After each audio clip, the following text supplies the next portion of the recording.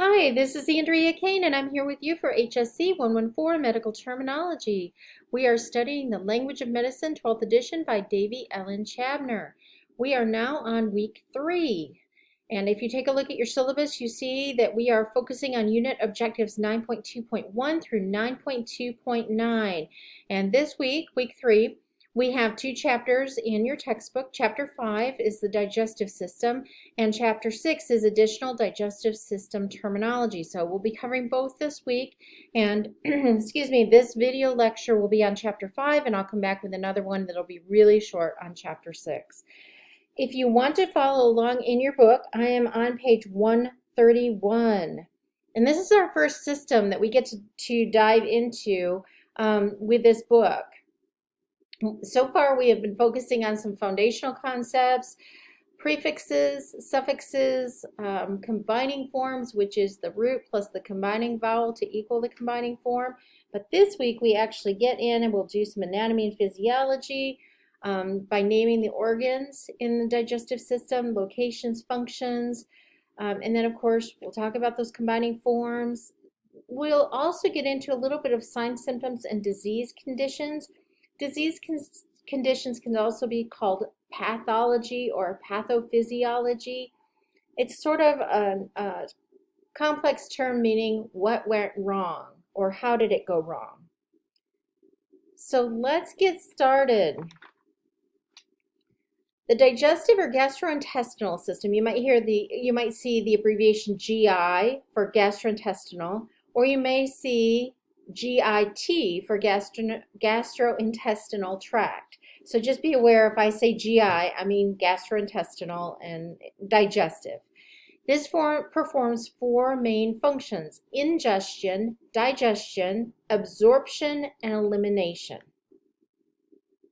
So let's talk about each of these. Ingestion means food or beverage material is taken into the mouth. Digestion is the whole process of being broken down, and that starts in the mouth. Your teeth break food down mechanically. Your saliva starts to break food down chemically, and then it's going to go through your entire GI tract. Along the way, you have digestive enzymes that aid the breakdown of complex nutrients. Your proteins turn into amino acids, which your body needs to have to function.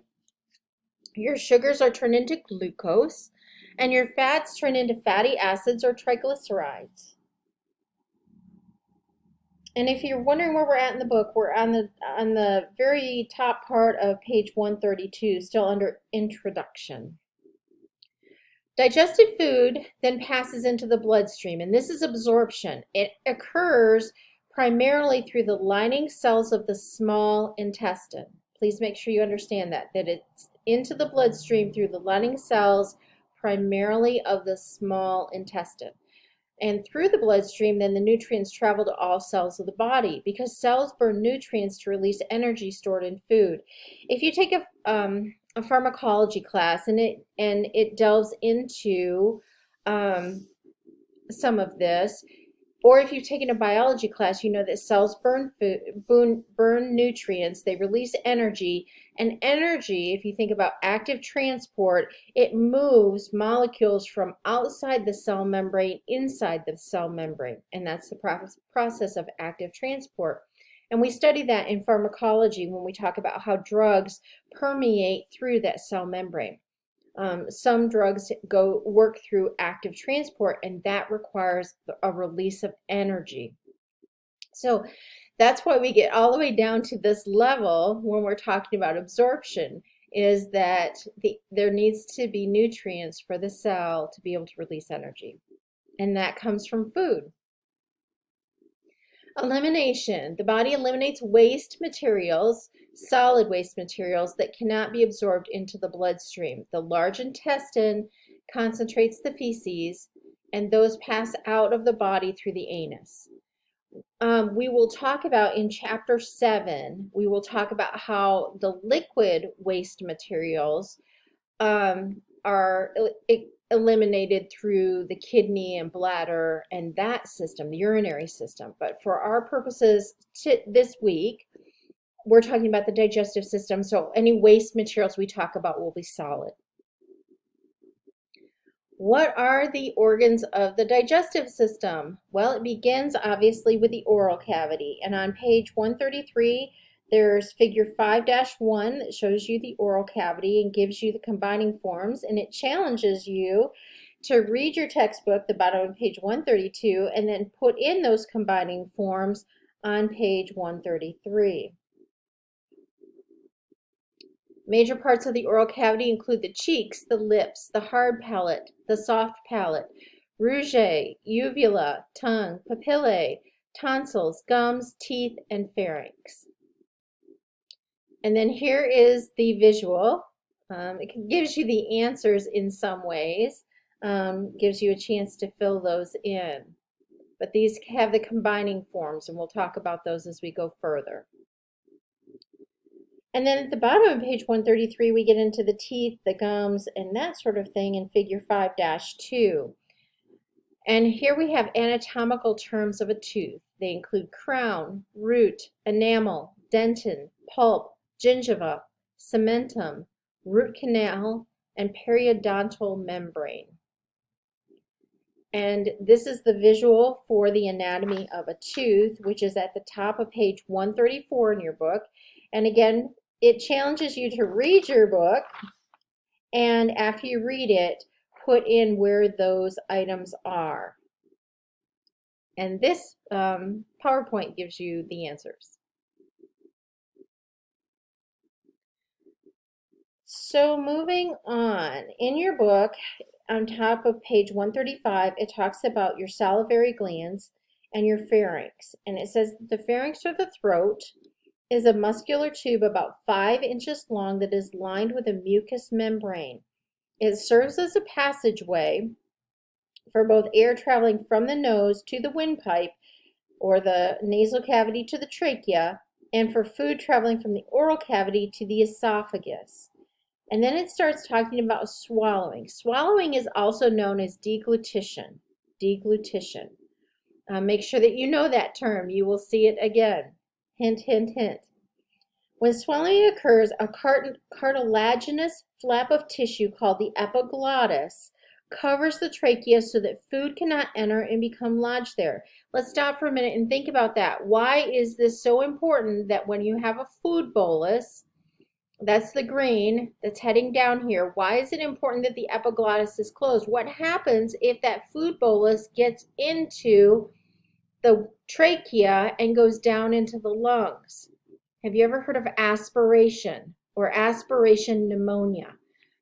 That is when tiny particles of food or things that don't belong in the lungs get in and cause pneumonia. Or with aspiration, they just plain get in. And that's where you have a lot of coughing because your lungs can't handle that. They're not built for that. And that's a foreign material. As you can see on the right-hand side of this figure, now that the food bolus has passed this critical point, the epiglottis is open and breathing can occur. So that epiglottis and its function and the muscles that control what's happening with that are so important, so that you can make sure that you swallow the food into your esophagus and not into your trachea.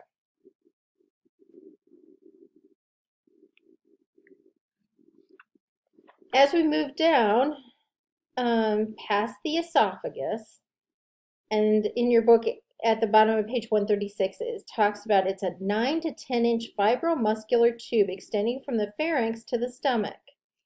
It talks about peristalsis. This is the involuntary progressive rhythmic contraction of muscles in the wall of the esophagus and in other gastrointestinal organs that propels this bolus of food toward the stomach.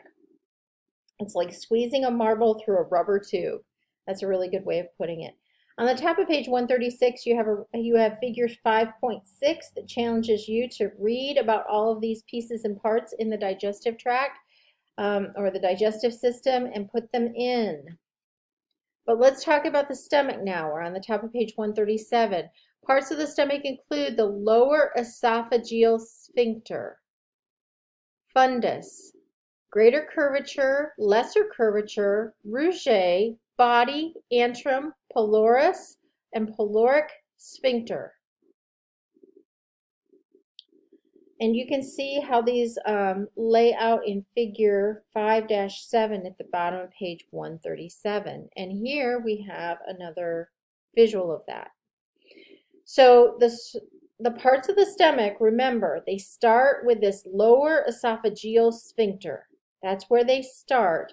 It ends with a pyloric sphincter. So now if we look at that, we see this lower esophageal sphincter right here. That's what the start of it. And the end of it is this pyloric sphincter here. And you have this area of the stomach called the fundus. You have the greater curvature here going into the body, the antrum, and then it starts into the duodenum. The duodenum is part of the small intestine. If you look at the digestive tract in full, and that's figure 5-6 on page 136, you see we start here with the esophagus, stomach, duodenum, liver, gallbladder, pancreas, jejunum, ileum, cecum, appendix, ascending colon, transverse colon, descending colon, sigmoid colon, rectum, and anus. And here is figure 5-6 with all the nice items filled in for you. Hopefully you will do it on your own based on what you read in the book before you come here and you look at these slides.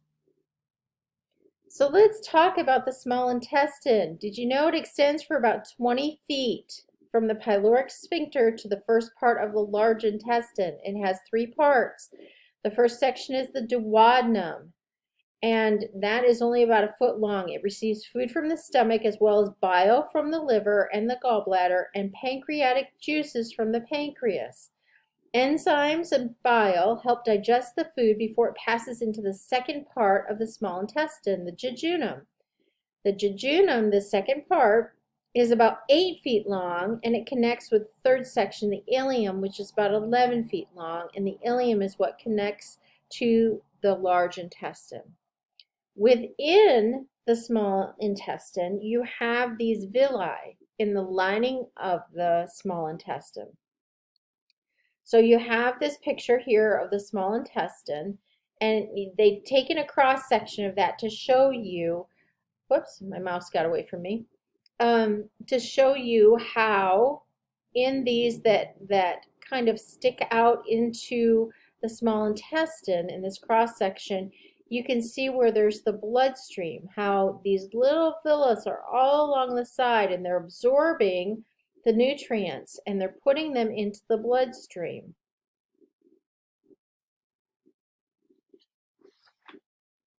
And this figure is on the top of page 1. That figure was on the top of, top of page 138. So if you are looking at your book, top of page 138, you've got that visual in figure 5-8. So moving on to the large intestine. Parts of the large intestine, it starts with the cecum and ends with the anus. And in between you have appendix, ascending colon, which means upwards, transverse, which means across, descending, which means down, sigmoid, think of it as an S shape, leading to the rectum and the anus. And I like to tell students, when you're talking about the colon, draw it out mentally. Ascending, you're drawing up a straight line up. Then you're going to draw a line across, straight across for transverse colon, as if you're starting to draw a square or a rectangle. So you ascend up, you transverse across, then you descend. So you've got 3 sides of a square or a rectangle, whichever you prefer. At the bottom, instead of a straight line back across to where you started, you do an S for that sigmoid. It doesn't come all the way across. If you go back and you look at figure 5-6, and let me go back to that, you'll notice here on the screen, here's what I mean. You have your little cecum here. It starts here with your appendix. So you're ascending, you're transversing across, you're descending, and then you're sigmoid-essing. Sigmoid-essing at the end. And it doesn't quite come together because it needs to come down in the middle for the rectum and the anus. So when you're thinking about the colon, you ascend, you transverse across, you descend, and then you have your squiggly sigmoid, or your S sigmoid. Hopefully that will be helpful for you to remember. Oh, and here's another visual of it. So you've got that.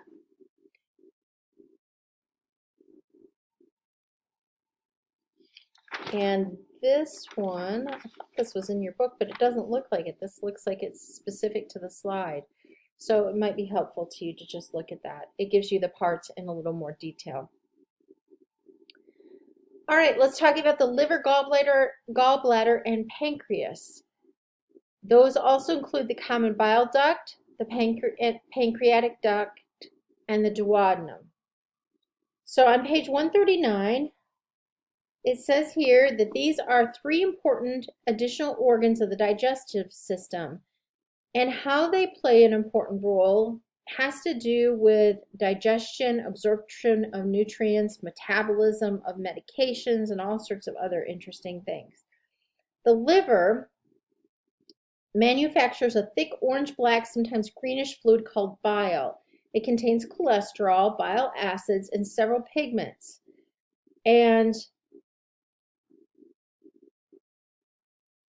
all of these things enter the duodenum. And what they do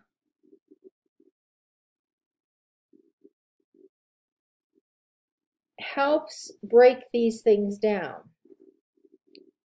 The bile gets released through the hepatic duct, and let's see if they give us a visual for this really quick. Yes, you can sort of see it on this one. Okay, so you've got your liver and it's producing that bile. It's going to come down through the hepatic duct.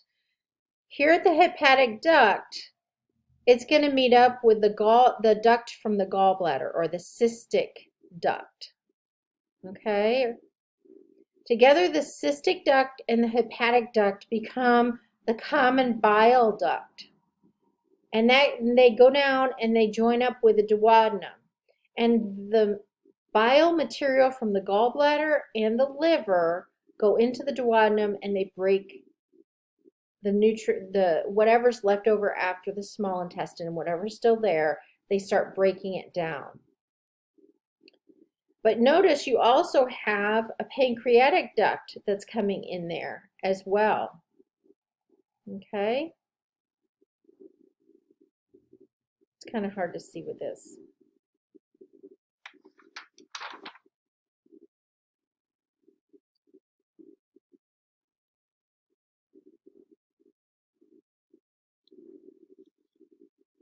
It talks a little bit more about this on page 139, that the duodenum receives a mixture of bile and pancreatic juices, and that's really what we just talked about. On the next page, 140, it talks about bilirubin. But going back to what we were talking about, bile has a detergent-like effect on fats in the duodenum. In the process of emulsification, bile breaks apart large fat globules, creating more surface area so the enzymes from the pancreas can digest the fats. Without bile, most of the fat taken into the body remains undigested, and stools may appear fatty. It's really to help keep the balance. When you think about it, it's to help keep the balance. The body only needs a certain amount, but it definitely needs a certain amount. And that's what these bile and pancreatic juices do, is they are attempting to take out as much as the body needs, and the rest of it remains waste.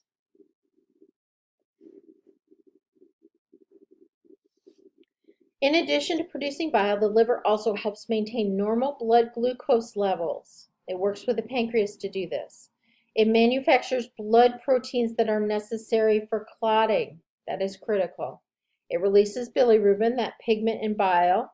And it also removes toxins and poisons from the blood. It filters those. So the liver is a very, very important organ in our bodies. All right, quick quiz. What happens if bilirubin cannot leave the body and remains in the bloodstream? We didn't really talk about this, so I'm going to help you along with it. It's not gluconeogenesis. You can tell that right away. Gluco is sugar, so we're not talking about bilirubin there.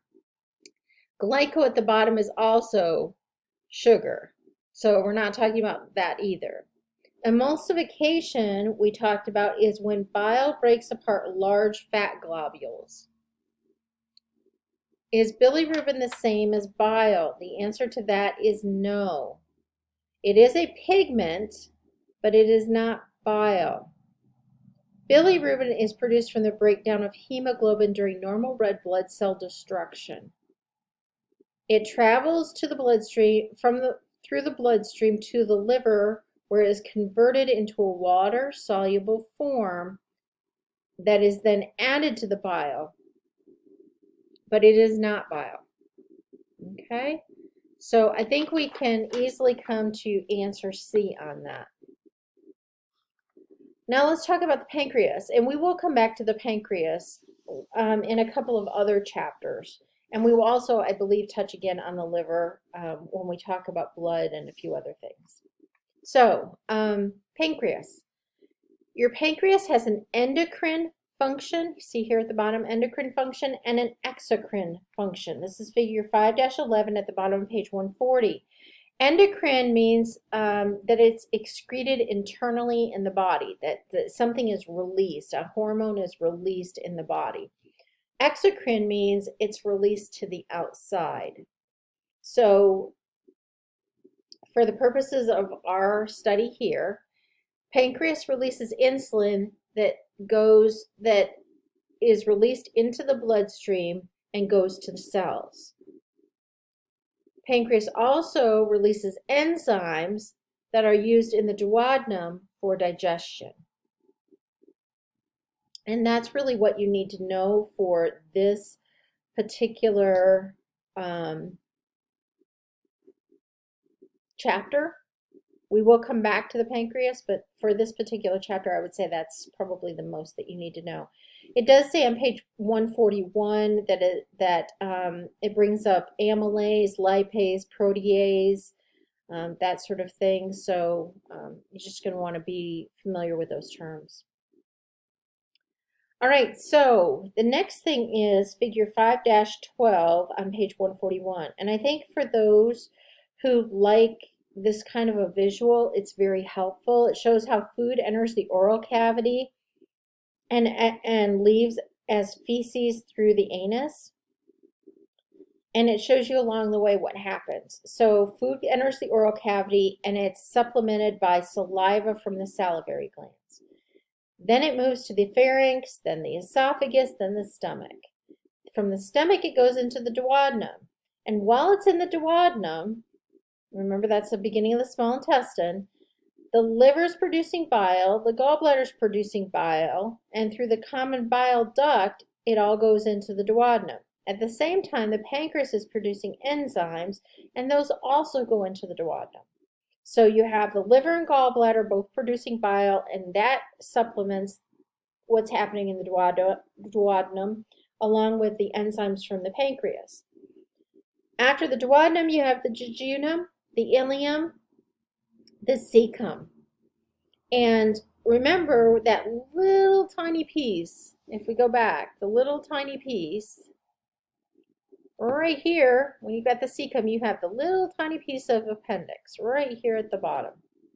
It's not listed on here because it has nothing to do with the food. It's just here. Then you go to your ascending colon, your transverse colon, your descending colon, your sigmoid colon, then the rectum and the anus. And then the feces leave the body. So I think this is really helpful if you're trying to figure out, how do I put it all together? What gets added where? And where does it go? All right, Quick quiz. Which term is the first part of the large intestine? Large. Not small, large. I think you can get this. Which term means swallowing? Oh, we did talk about this, didn't we? Mastication I will give to you. That is chewing. That is the process of chewing your food in your mouth. We talked about emulsification, and I did mention what peristalsis is, so I'm guessing you can get the right answer here. All right, so moving on to vocabulary. You have terms like absorption, amino acids, amylase, anus, appendix, bile, bilirubin, bowel, canine teeth, cecum, colon, common bile duct. And notice here they let you know that the common bile duct is also known as the choledochus. Choledochus. Defecation, deglutition, dentin, digestion. Duodenum, elimination, emulsification, enamel. Enzyme, esophagus, fatty acids, feces. Gallbladder, glucose and glycogen. Hydrochloric acid. Ileum, incisor, insulin, jejunum. Lipase, liver, lower esophageal sphincter. Mastication, molar teeth, palate, pancreas. Papillae, and notice here the singular is papilla. You add the E when it's plural here. You have to kind of watch for some of those changes. Parotid gland, peristalsis, pharynx. Portal vein, protease, protease. That's an enzyme. Pulp, pyloric sphincter, pylorus, rectum, rouge. Saliva. Salivary glands, sigmoid colon, sphincter, stomach. Triglycerides, uvula. Villi, and notice the singular is villus. Villus. So if you're talking about just one single projection, it's a villus. But if it's multiple, it's villi. Combining forms. Remember our equation. We have a root plus a combining vowel to equal our combining form. And so I'm going to try and just point out the highlights here. But ano or ano, appendo, appendiso. So you've got two for appendix. Buco, ceco, celio. Kilo, cholecysto, choledocho, colo and colano. You've got two there for colon. Denti. Ooh, we've got one that has a vowel of I, so make sure that you're careful with that one. Duodeno, entero, esophago, facio or facio, depending on how it's going to be used. Gastro, gingivo, glosso, hepato, ilio, jejuno, labio. Now notice we had a different one for lip back here. We had chelo, C-H-E-I-L-O, and then now we get labio, L-A-B-I-O. So watch out for some of those. Laparo, linguo, mandibulo, odonto. Oro, palato, pancreato, peritoneo. Pharyngo, procto, pyloro, recto, cialadino, sigmoido, stomato, uvulo. Amylo, billy. Ooh, we've got another one with an I, so careful with that one. bilirubino, chole, chlorohydro, gluco and glyco. Watch out for those two with sugar. They're spelled one letter differently, but they both mean sugar. Glycogeno, lipo, litho, proteo, pio, sialo, steato. Now some suffixes. Ase, chesia, iasis, prandial. This moves us through now to the top of page 147, and they want us to learn about anastomoses. Sometimes they do surgery and they'll take out a part of something.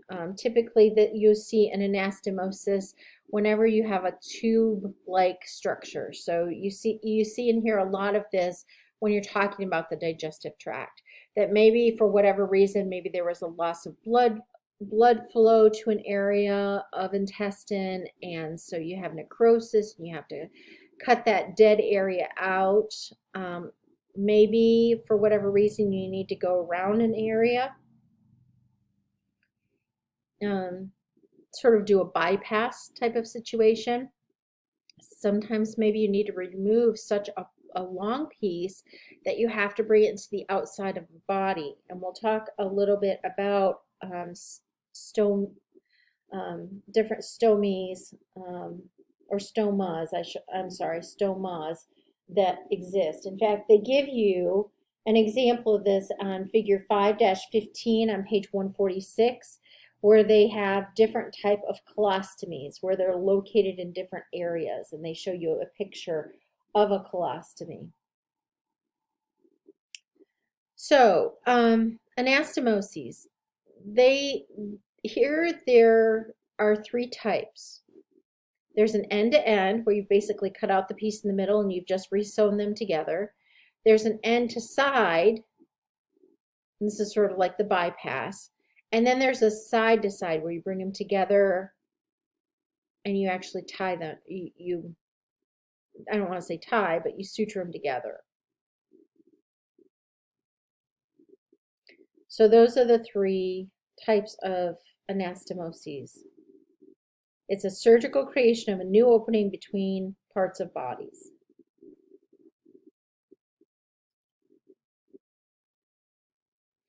Which term means inflammation of the lip? Inflammation of the lip. I think you've had inflammation before, where it's itis. Which root means lip? I actually touched on this, so hopefully you'll be able to get it. Now pathology. Okay, what can go wrong with the digestive system? There are lots and lots of things that can unfortunately go wrong. This begins on page 151 in your book. So you have anorexia. That's when someone loses their appetite. They stop eating.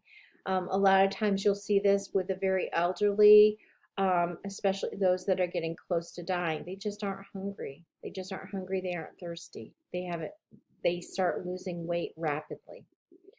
Ascites. This is an abnormal accumulation of fluid in the abdomen. And unfortunately, ascites is a sign symptom of cancer.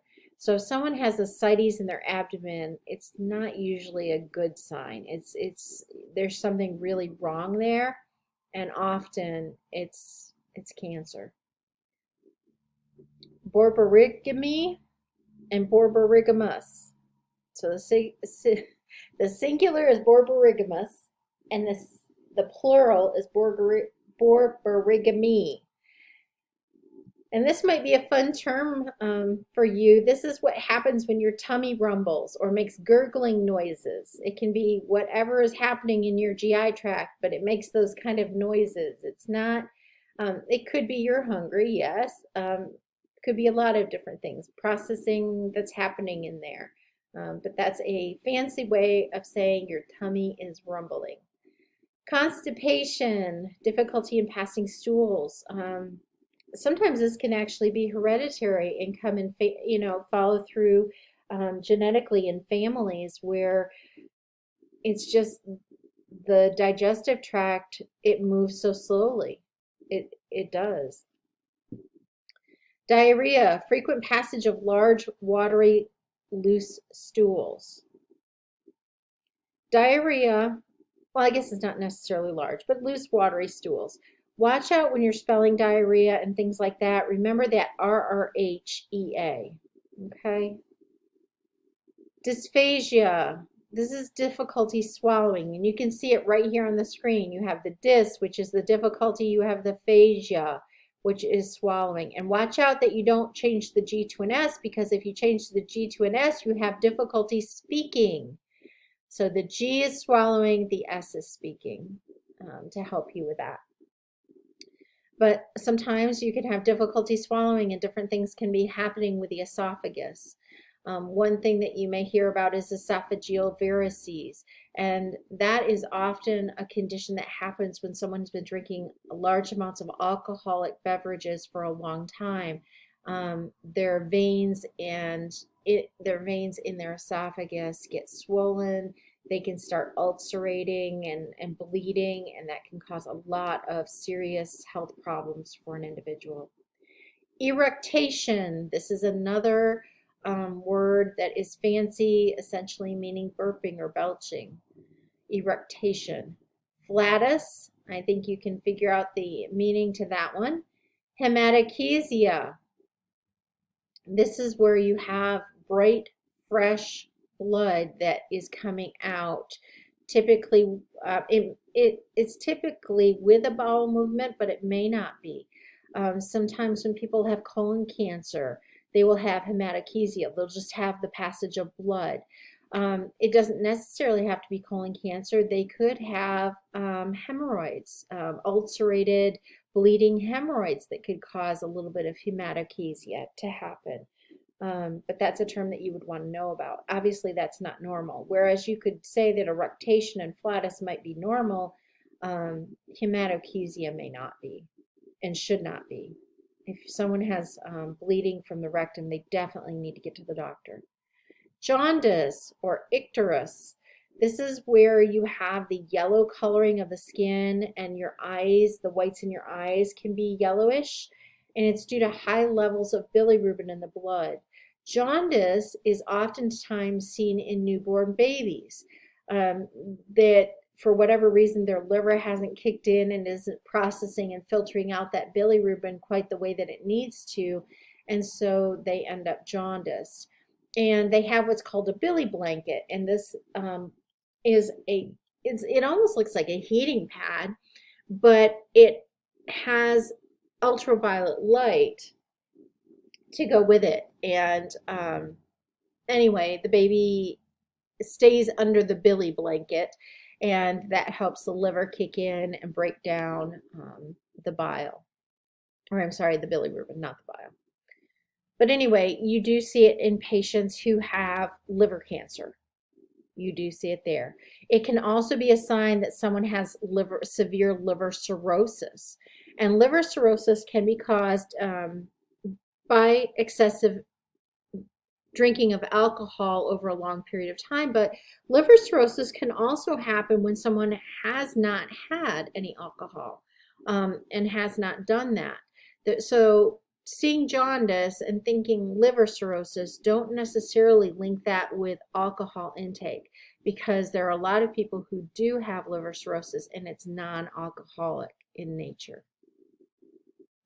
Melena, this is black tarry stools. That means the feces have digested blood in them. This is different than hematochezia, where you've got that bright, fresh red blood. This is more of a black stool, and it means that somewhere in the digestive tract, not near the end, but somewhere in the middle, there was digestive blood there. And again, that's not a normal sign. That is something that needs to be checked out. Nausea. Nausea, thankfully, is not normal. And I think most of us understand exactly what it is. Steatorrhea. This is a term meaning excessive fat in the feces. The feces themselves are frothy, foul smelling. If we look at the oral cavity and teeth, there's aphthous stomatitis. aphthous stomatitis. This is inflammation of the mouth where you've got small painful ulcers. We all know about dental caries because it's called tooth decay. And dentists like to tell us brush your teeth twice a day for at least 2 minutes. Don't eat sugar, don't drink sugary beverages, and on and on and on. So yes, they are trying to prevent dental caries or tooth decay. Herpetic stomatitis, this is an inflammation of the mouth, but it's caused by a herpes virus infection.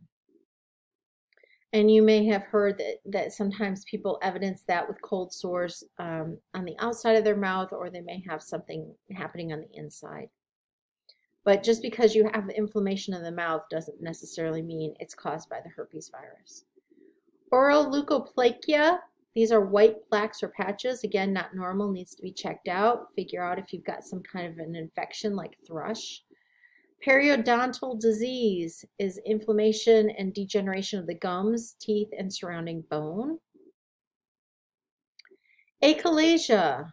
Achalasia. This is the failure of that lower esophageal sphincter muscle to relax. It stays tight. It won't let the food through. And so it feels like the food is being backed up because in many ways it is. It's not getting through. And there are procedures that they do where they go in and they essentially stretch that muscle, stretch that sphincter so that it will open and close and allow the food bolus through appropriately. Obviously, cancer, I've mentioned that, but cancer is something that goes wrong in the digestive tract. You can have esophageal cancer. You can have throat, you can have tongue, throat, cancer, gastric in the stomach cancer, intestinal cancer, liver, pancreatic cancer, those types of, I mean, pretty much any organ in the digestive tract can have a cancerous growth in it. It can be one of those things that just goes wrong. Oh, I mentioned esophageal varices. And so this gives us a picture of those where you have those dilated veins in the esophagus that may start bleeding and causing major problems. There are procedures where they go in and they actually use technology to burn them, to cauterize them, close those up. You may have heard of GERD, gastroesophageal reflux disease. This is where solids and fluids return to the mouth from the stomach. So there's a lot of medications that lower the acid level. They may encourage patients to lose weight. They may encourage them to stay upright for at least 3 hours after eating. Different things that patients may try to help with that. They may need to see if they have a hiatal hernia that needs to be repaired that could be playing a role in that. So there's a lot that could happen with GERD. GERD is not necessarily one of those. It's not serious in the same sense that esophageal varices are, but it's definitely something that can bother patients and needs to be treated. Peptic ulcer, this is an open sore or lesion of the mucous membrane of the stomach or duodenum. These are really typically painful. They have to go in and be dealt with. They do cause sometimes vomiting with blood. So you may see that as a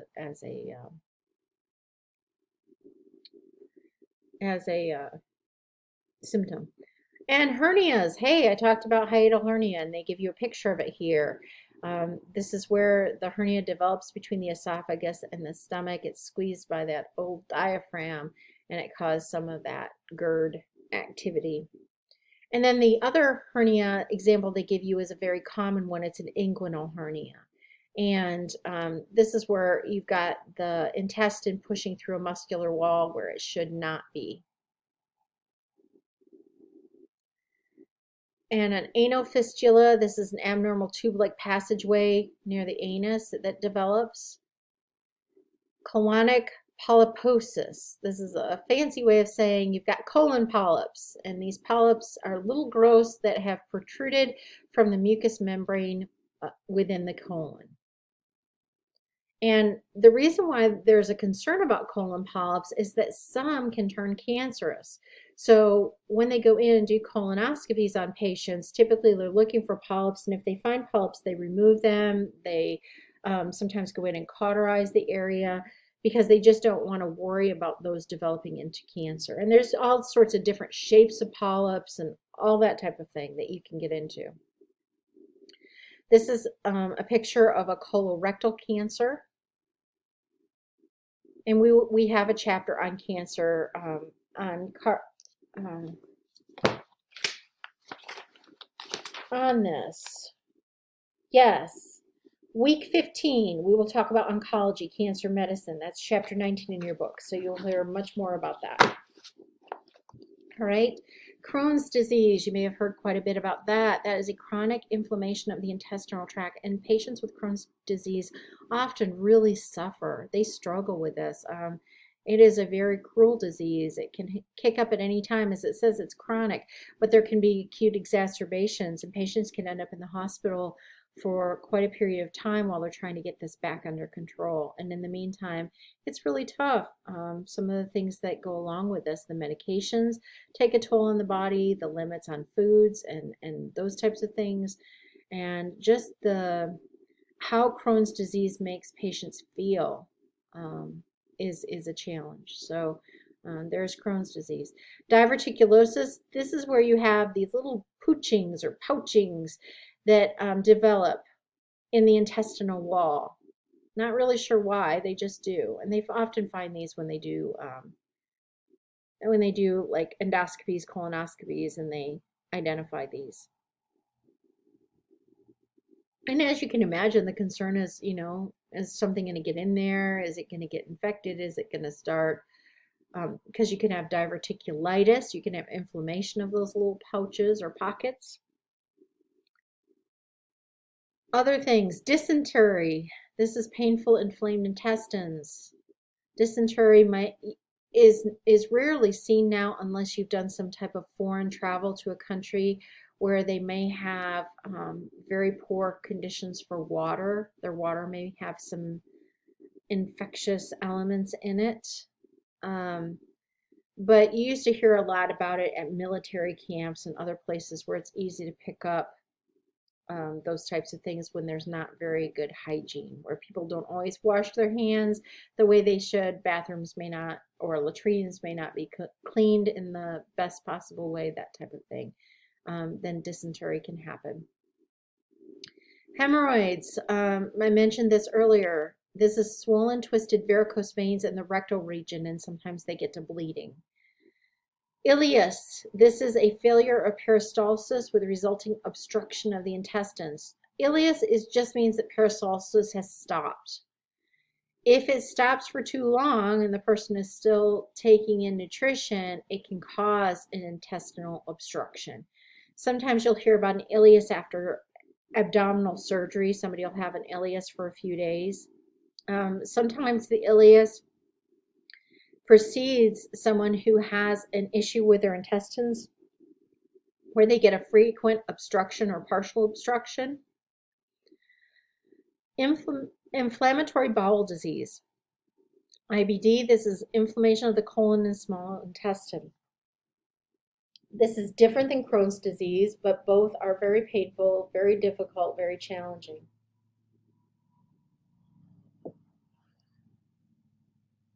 Intussusception. This is telescoping of the intestines, definitely something painful and immediate need for healthcare, because intussusception, when you get that telescoping, and basically what you're doing is cutting off blood supply to the intestine, and the intestines have to have a constant blood supply or they will die.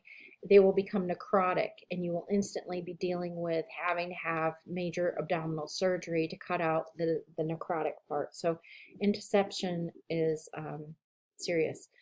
IBS, irritable bowel syndrome. It's very similar to what we talked about with inflammatory bowel disease and Crohn's disease. Ulcerative colitis is another version of that, but that also comes with ulcers. Volvulus, this is a twisting, and volvulus and intussusception Those two, again, they can cause death of the intestine because of lack of blood supply. So they're really serious need to get those taken care of as soon as that kind of horrific pain occurs. Cirrhosis, mentioned this. This is chronic degenerative disease of the liver.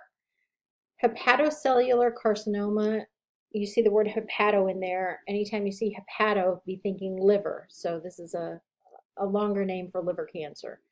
Pancreatic cancer is just exactly what it sounds like.